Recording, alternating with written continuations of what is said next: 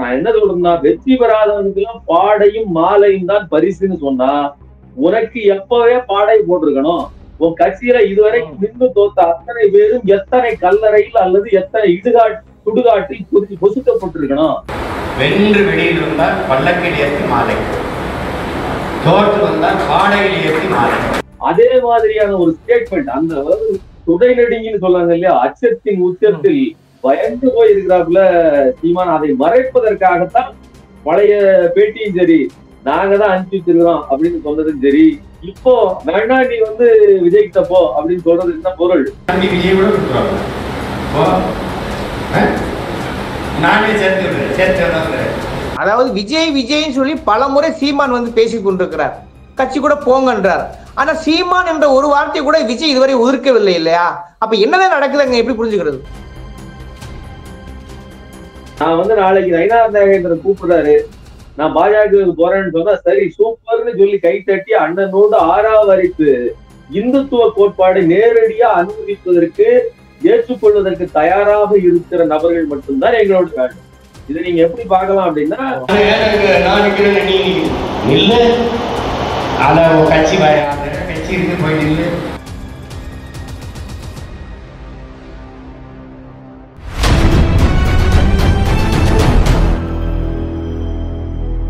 அறக்கழகம் பார்வையாளருக்கு வணக்கம். இன்னைக்கு நம்ம சந்திக்கிற அரசியல் ஆளுமை, அரசியல் விமர்சகர், ஊடகவியலாளர் திரு சுமன் கவி அவர்கள். வணக்கம் தோழர். இன்னைக்கு சீமானுடைய வழக்கம் போல் ஒரு ஆடியோ லீக் ஆயிருக்கு. அதாவது என்னன்னா, பாஜகனா வீடியோ லீக்கு, நாத்தாக்கானா ஆடியோ லீக்குங்கிற மாதிரியான ஒரு விஷயமாக பேசும் போல மாறிவிடுகிறது. இன்னைக்கு பாத்தீங்கன்னா விஜய் மீது சமீப காலம் பேசியிருப்பீங்க, நடு ரோட்ல நாய் அடிச்சு செத்து போன்ற மாதிரி பேசியிருந்தாரு. சமீப காலமா தம்பி தம்பி தம்பின்னு இப்ப பேசிக்கிட்டு இருக்காரு. இன்னைக்கு உச்சபட்சமா என்ன சொல்லுறாருனாக்க, அதாவது உள்ளரங்குல பேசின ஒரு விஷயம் ஆடியோ வெளியாகி என்ன இருக்குன்னா, அதாவது என் கட்சியில இருந்தா இருங்க, இல்லைன்னா விஜய் கட்சிக்கு ஓடி போங்க அப்படின்ற மாதிரி பேச ஆரம்பிச்சிருக்காரு. இது எப்படி பாக்குறீங்க? பாஜக அப்படின்னு சொன்னா அது வீடியோ லீக் ஆகும், இங்க ஆடியோ லீக் ஆகும்னு சொல்றீங்க. வீடியோ லீக் அப்படிங்கறத அவங்க எதிராளிகளை வீழ்த்துவதற்கு அவங்க செய்யற ஒரு யுக்தி. அதுவும் குறிப்பா அண்ணாமலை தன்னுடைய கட்சிக்காரர்களை தன்னுடைய தரப்பிலிருந்து அடுத்தவர்களை வீழ்த்துவதற்கு வச்சிருக்கிற ஒரு டூல் அது.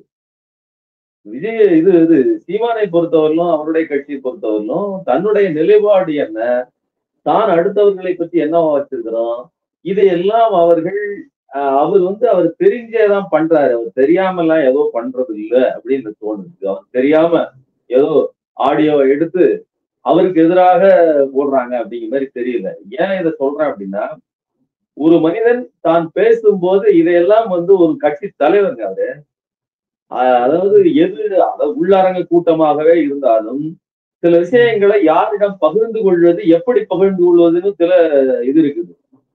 ஏன்னா இன்னொன்னு, ஒருவேளை நீங்கள் அத்துமீறி பேசுவதாக இருந்தால் அந்த மாதிரி சென்சிட்டிவான விஷயமா இருந்தா நீங்க ரெக்கார்டிங்கான டூல்ஸே உள்ள, அதாவது செல்போனே அலோவ் பண்ணாம எல்லாம் நீங்க இருக்க முடியும். ஆனா அப்படி இல்லாம நீங்க எடுத்து விட்டுட்டு நீங்க செய்றீங்கிறது பின்னாடி என்ன அப்படின்னா, இது போகட்டும், நான் இதைத்தான் நினைக்கிறேன் அப்படிங்கிற செய்தி நமக்கு தேவை கிடையாது. அந்த கட்சியில கீழே இருக்கிறாங்கல்ல, அவங்க மென்டலி ப்ரிப்பேர் ஆகணும். நீங்க நல்லா கவனிங்க, எத்தனையோ நபர்கள் கொத்து கொத்தாக பிரிஞ்சு போயிட்டாங்க. கடந்த 4-5 மாதங்களில் சீமானுடைய கட்சியில் மிக விரைவாக முக்கிய பொறுப்பாளர்கள் பல பேர் பிரிஞ்சு போயிட்டாங்க. பின்னாடி இருக்கக்கூடிய கட்சியில் இருக்கக்கூடிய தொண்டர்கள் நிறைய பேர் போயிட்டாங்க. ஆனாலும் கூட அவர் அவருடைய அந்த தெனாவட்டான பேச்சு என்பது அவர் நம்புறாரு. என்ன நம்புறாருன்னா, எனக்கு கட்சி இவர்களால் இல்லை, இந்த கட்டமைப்பை உருவாக்கி வைத்தது கட்டமைப்பே வேண்டாங்க. நம்ம சொல்றோம்ல கட்டமைப்பு, கட்சிக்குன்னு ஒரு கட்டமைப்பு எல்லாம் தேவை கிடையாது. நான் சொல்றவனை நீங்க ஓட்டு போடணும், அதுக்கான ஏற்பாடை செய்யணும். இன்னொன்னு, என்னை ஃபாலோ பண்றவங்களும் நான் குதிக்கணும். அப்படிப்பட்ட ஆட்களை தான் நான் எதிர்பார்க்கிறேன் நினைக்கிறேன். கிட்டத்தட்ட அதுக்கு ஏத்த மாதிரி ஆட்கள் டியூன் ஆகி இருக்கிறாங்க. நீங்க நல்லா கவனிச்சீங்கன்னா, இவ்வளவு போனதுக்கு அப்புறமும் நீங்க யூடியூப்லயும் பேஸ்புக்லயும் ட்விட்டர்லயும் அவருடைய ஐடிவிங்க தவிர இன்னும் நிறைய பேர் கமெண்ட் போடுறாங்கன்னா, அதோட பொருள் என்னன்னா, வடிகட்டிய சங்கிகளாக இருப்பவர்கள் சீமான் தான் சரியான ஆள். நீங்க இங்க இருக்கக்கூடிய இந்துத்துவ கொள்கைகளை தூக்கிட்டு போறதுக்கு, தமிழ் தேசியம் என்கிற போர்வையில் அதை தூக்கிட்டு போறதுக்கு சரியான ஆள் அவர் தான் அப்படின்னு நம்புறாங்க. அதனாலதான் சங்கிகள் பல பேர் தமிழ் தேசியவாதிகள்ங்கிற போது நீங்க ஒண்ணு வேண்டாங்க, நம்மளே ஒரு வீடியோ போட்டோம்னா டகார்னு வந்து நம்மளே ஒரு தெலுங்கர் அப்படின்னு சொல்லி விமர்சனம் பண்ணுவதற்கு எந்த தயக்கமும் இல்லாமல் செய்யறாங்க அப்படின்னு சொன்னா அதுக்கு பின்னாடி அவர்கள்ட்ட இருக்கக்கூடிய அந்த இன வெறி மட்டும்தான்.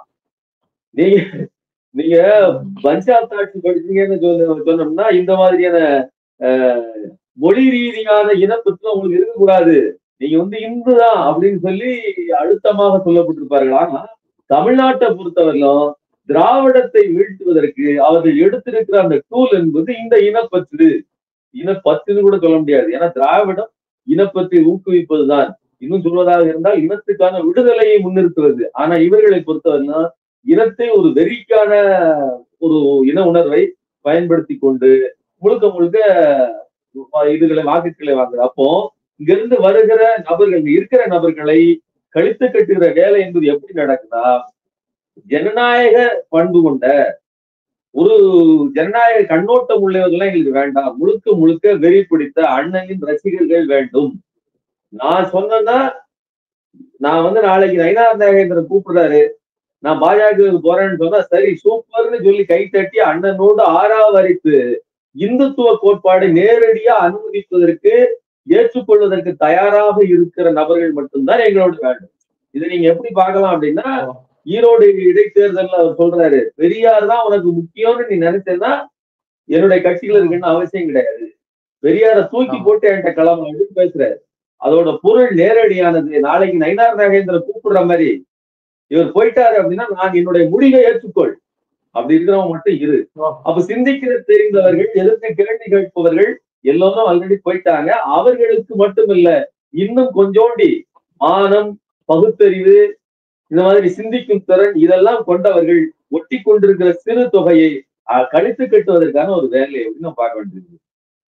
நீங்க எப்படி சொல்றீங்க, ஆனா வந்து அவருடைய பேச்ச என்ன ஒண்ணு துணி, அந்த துணி என்னவா தென்படுதுன்னா, அதிமுகவுக்கு போங்க, திமுகவுக்கு போங்க, பாஜகவுக்கு போங்கன்னு சொல்றதை விட விஜய்க்கு போங்கன்னா அப்ப விஜயை பார்த்து இவர் அதிகமா பயக்கிறாரா, விஜய் தான் இவருடைய ஓட்டு வங்கி எல்லாம் காலி செய்ய போகிறாரா அப்படிங்கிற கேள்வி எழுப்புகிறது. இதை எப்படி புரிஞ்சுக்கிறது? பார்த்து பயப்படுறார் அப்படிங்கிறத விட நாம முதல்லயே நம்ம பார்த்தது என்னன்னா, விஜய் வருகிறார் அப்படின்னு தெரிஞ்ச உடனேயே தான் நிறைய பேர் கலகலத்து வெளியில வந்தாங்க. அது அவர்களுக்குள் ஏற்கனவே, அதாவது குருவி உட்கார்ந்த பனம்பழம் விழுந்தது மாதிரி சொல்லுவாங்கல்ல, அந்த மாதிரி ஒரு ஏற்கனவே விழுவதற்கு தயாராக இருந்தவர்கள் எல்லாம் காத்திருந்தார்கள் ஒரு குருவிக்காக. அந்த குருவி இந்த குருவிதான் வந்துச்சு. ஆனா விழுந்தவர்கள் எல்லாம் விஜயினுடைய கட்சிக்கு போகல. நமக்கு அது நல்லாவே தெரியும். என்ன காரணம்னா பல காரணங்கள். ஒன்று, யாரிடம் கூட்டணி அமைப்பது என்ன, எந்த முடிவுமே வந்து விஜய்க்கு தெளிவாக இல்லை. விஜய் கடைசி வரைக்கும் பேரம் பேசுவதிலேயே குறியாக இருப்பதனால் இப்ப நாளைக்கு திடுதுப்புன்னு போய் சீமானுடைய கூட சேருவதற்கான வாய்ப்புகள் இருக்கிறது. பல்வேறு விதமான வாய்ப்புகள் இருக்கு. சீமானை கழித்து கட்டுவதற்கும் ஒரே காரணம் தான், சீமானோடு சேருவதற்கும் ஒரே காரணம் தான். ஆனா அந்த ஸ்ட்ராட்டஜியை எது சரின்னு அவர்கள் முடிவெடுக்கிறார்கள்ங்கிறதுல மாற்றம் இருக்குது. சீமானை கழித்து கட்டுவது என்பது சீமான் வேண்டாம் என்று நினைப்பதற்கு பொருள் என்னன்னா, சீமானின் வாக்குகள் நமக்கு வரும், நேரடியா நிறைய வாக்குகளை பெறலாம்ங்கிறது. அப்படி இல்லை அப்படின்னா சீமானோடு இணைந்து நின்று கூடுதலான வாக்குகளை பெறலாம். தன்னுடைய ரசிகர் பட்டாலும் அது போக சீமானுடைய ஏற்கனவே இருக்கக்கூடிய வாக்குகள் இப்படி பெறலாம்ங்கிறது. ரெண்டுக்குள்ளையும் அவர் எந்த முடிவை எடுக்க போகிறாருன்னு முடிவை தெரியல. ஆனால் இதுவரையிலையும் சீமானை ஒரு எதிர்நிலை சக்தியாக விஜய் கருதவில்லை. அதாவது என்ன சொல்றாரு அப்படின்னா அதை வந்து ஒரு சபார்டினேட்டா வச்சிருக்காப்ல.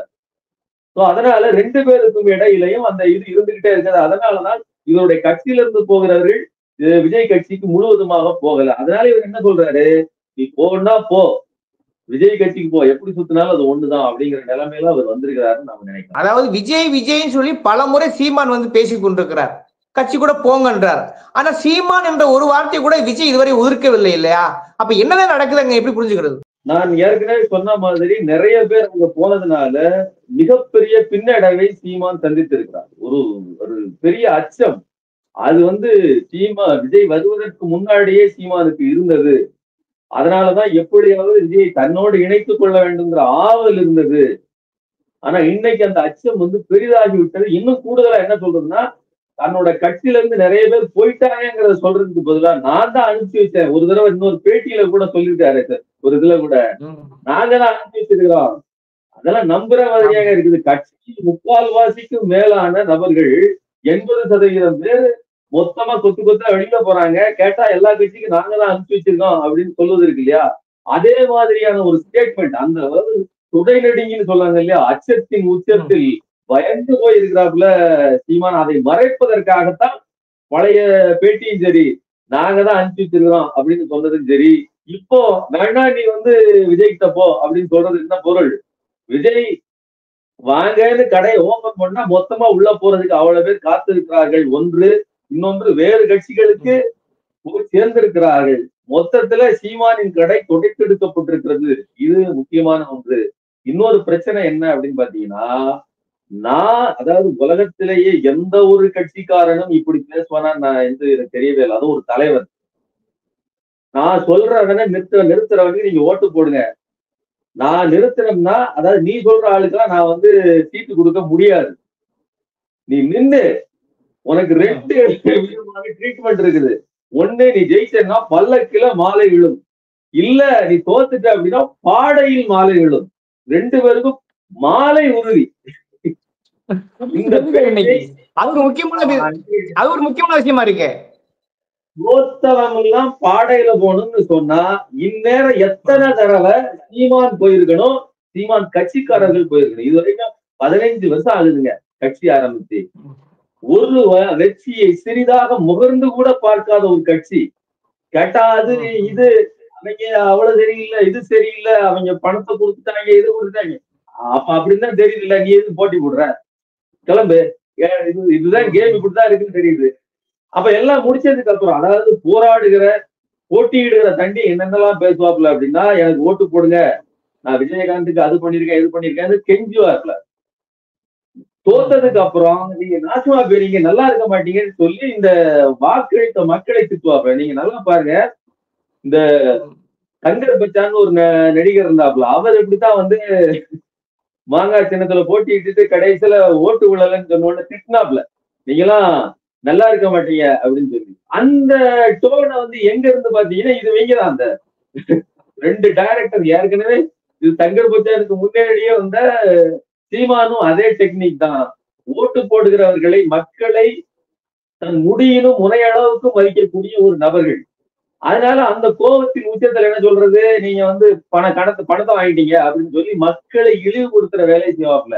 அப்ப நான் என்ன சொல்றேன்னா, வெற்றி பெறாதவனுக்கு எல்லாம் பாடையும் மாலையும் தான் பரிசுன்னு சொன்னா, உனக்கு எப்பவே பாடை போட்டிருக்கணும். உன் கட்சியில இதுவரைக்கும் நின்று தோத்த அத்தனை பேரும் எத்தனை கல்லறையில் அல்லது எத்தனை சுடுகாட்டில் பொசுக்கப்பட்டிருக்கணும்.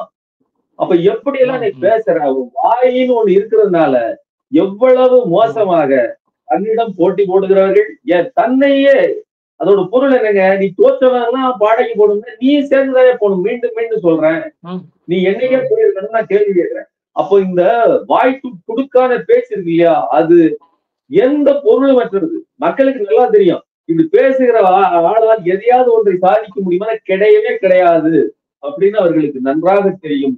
கீழே இருக்கிற ரசிக குஞ்சுகள் வேணா, ஆஹா மாலை மட்டும்தான் எல்லாருக்கும் பொதுவானது, ஒன்று பாடை இல்லைன்னா பல்லக்கு, சூப்பர் அப்படின்னு சொல்லி டயலாக், ஏதோ விஜய் படத்து டயலாக் மாதிரி எப்படி கை தட்டி ரசிப்பார்களே தவிர மற்றபடி இதற்கு ஒரு பொருளும் இல்லை. இந்த முட்டாளை நம்பி ஓட்டு போடுவதற்கு ஒரு ஆள் கூட களத்தில் இல்லைங்கிறத நிலைமை. ஓகே, இது சீமானுடைய வாயிலிருந்து வர வார்த்தைகள், அது உள்ளத்திலிருந்து வருகிற வார்த்தை, ஒரு பயத்தின் வார்த்தை. விஜயை பார்த்து குறிப்பாக இருக்கக்கூடிய ஒரு பயத்தின் சொல்லுதான் அப்படி. அதனாலதான் ஒரு பாடை லெவலுக்கு போயிருக்காருங்கிறத நீங்க கடுமையான விமர்சனம் முன்வைத்தீர்கள்.